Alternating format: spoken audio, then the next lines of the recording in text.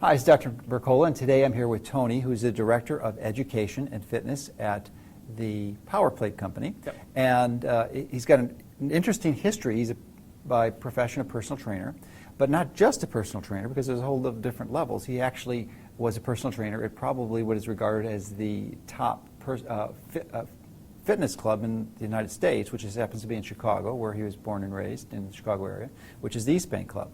And he was there for, I believe, like 14 years or so. 14 years. 14 years, and as a result of his experience there, that's a long time at one of the best clubs in the country. He had a lot of experience with different pieces of equipment, and I want him to share his story with you, how he actually evolved into a full appreciation of this piece of equipment as being such a major radical innovation in the fitness industry that he actually worked for the company full-time and transitioned out. So why don't you share that experience? Yeah, I was introduced in my position as kind of the director of fitness there. I was in charge of really the staff and also purchasing equipment. So I'm always being asked to try out new equipment or upgrade opportunities. So I was asked to try out Power Plate, which was at another gym in the area. So I went down the street, and this was probably early 2000, got on the product, realized that there were some applications that I can absolutely see, but the problem being when you have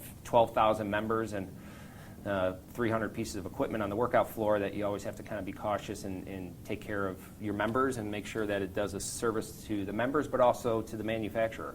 So I just really didn't have a way of really knowing how I was going to bring the piece of equipment in. So a couple of years went by, and then during those years, the mode of training got bigger and bigger. And when you say mode of training, you mean mode of training with a power plate? Using, whole body vibration. Okay. It's kind of the category that we're kind of putting our product in. And over a number of years, our clients have traveled the world, London and Paris and Italy and Germany, and they just keep coming back and saying, there's a piece of equipment I tried out, I spent some time on it, and it's unbelievable, the results, the benefits, how I felt. I called it the best underground workout that nobody heard of. Because this technology actually started in Europe. Yeah. So because you were working at a really high-end club, people were traveling all over the world, many people went to Europe, had experience with it, and brought that experience back to you. So it was always on my hit list, and we always had to have a reason why it wasn't the appropriate time to bring it in, but the science kept getting stronger and stronger on the validation. I think coming from this fitness side, we have a tendency to be a little bit more of a slow-moving industry. We kind of like to stick to things that we know work. Mm-hmm. So really, it took a lot of time and education for really the industry to kind of start believing in the mode of training. So years went by, and just more and more people kept asking about it. So they then presented the opportunity in kind of a revenue opportunity at the East Bank Club in 2007.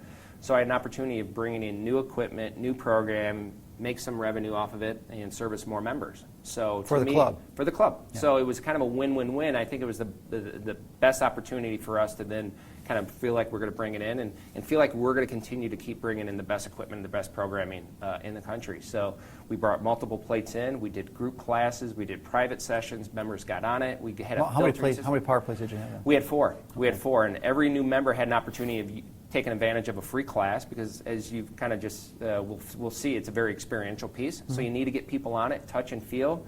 So we needed a feeder system, and that feeder system was a free class. Mm-hmm. So after people experience a free class, they would then just roll into an actual fee-based class. So we did that for after about 6 to 8 months of really seeing not only the financial benefits, but really what got me was the health benefits that people were saying it was making a big difference. I've had husbands were coming in thanking me for changing the way that their wives felt about themselves, the energy that they have, their bone density, their blood pressure.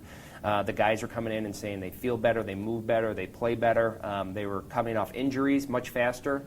So I just kept getting back into why I was involved in this industry, and it was to help people out and make a difference. And this product kept resonating with me because it was just the reoccurring feedback I was getting from all the users. And the users absolutely love it. Our challenge was to really kind of have the industry buy into it. Mm-hmm. But once the foot soldiers, who we were at the time, felt like it was a mode of training that we can teach, educate, and kind of promote, the end user absolutely took advantage of it. And the more I got involved with it, the more I felt like it was the next step for me was to really help educate, promote, and to really make a difference with the end user. And at the end of the day, it's all about the end user, whether it's a rehab setting, sports performance, preventative.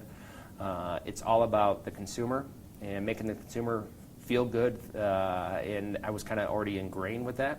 And I said that was a product that I felt like really in my millions of dollars of years of buying, that was the one product I could absolutely say, bar none, was probably the best piece of equipment in the industry.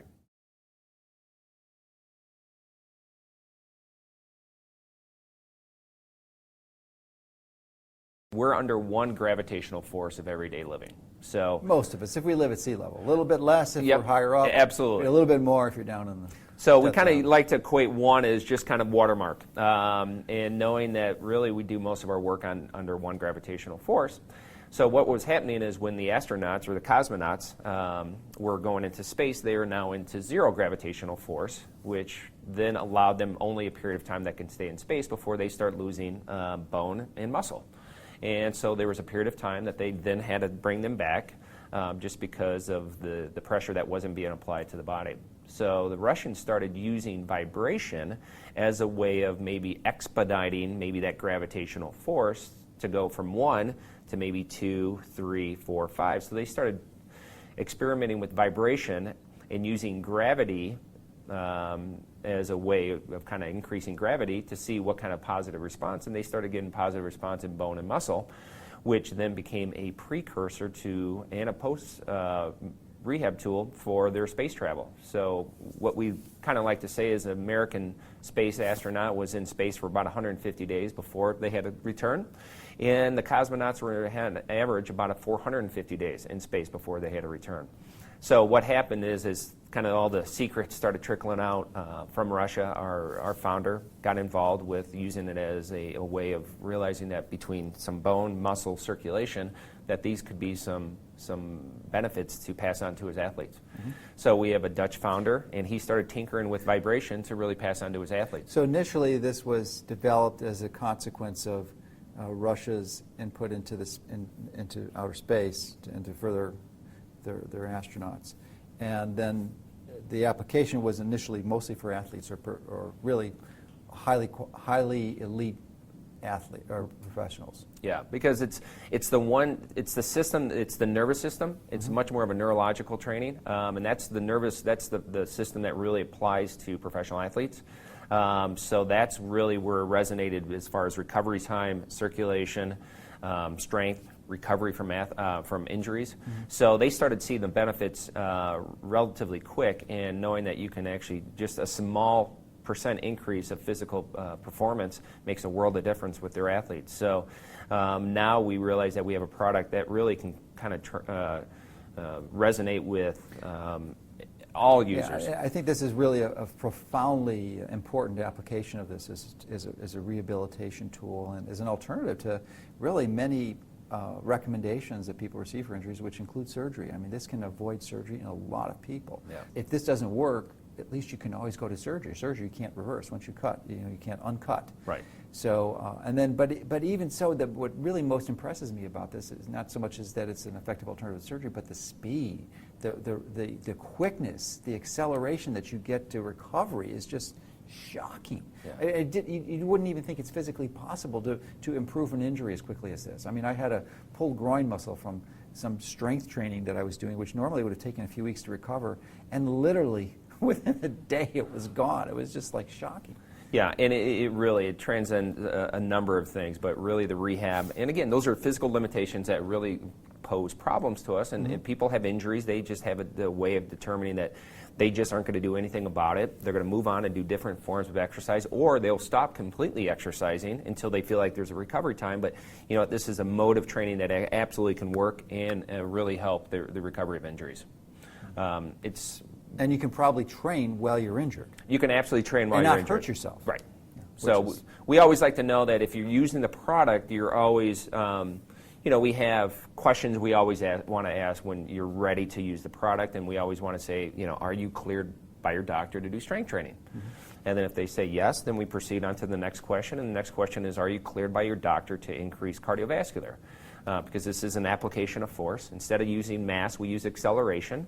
And the other thing is we're increasing circulation. So we always want to make sure that people are cleared in both of those areas.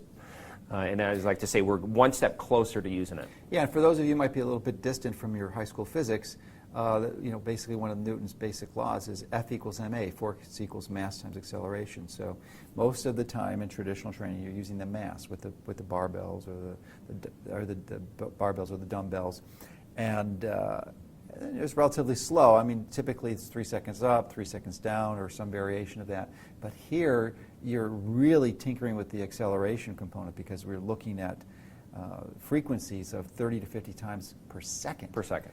Which is just, I mean, I don't understand necessarily how that translates to changing the variables in the force factor, but it will, because you're keeping the mass the same, and the mass, of course, is your body. You can add some strength training to this, so you can use weights with this, of course. Correct. We usually tinker with mass, so we basically use mass to put more force on the body. So if we were just doing some body weight exercises, when we get stronger, we add more mass. So we take somebody to a machine, we add dumbbells, we put on cables. So we do a number of things to really kind of tinker with mass to add more force to the body. It's harder to do. So the same thing would apply with acceleration, and going back to that G-force, we're adding more gravitational force on the body. So if we're under 1 gravitational force, and I doubled that. So you wake up tomorrow morning, and next thing you know, there's 2 G-force coming down on you. It's going to be hard work to get out of bed.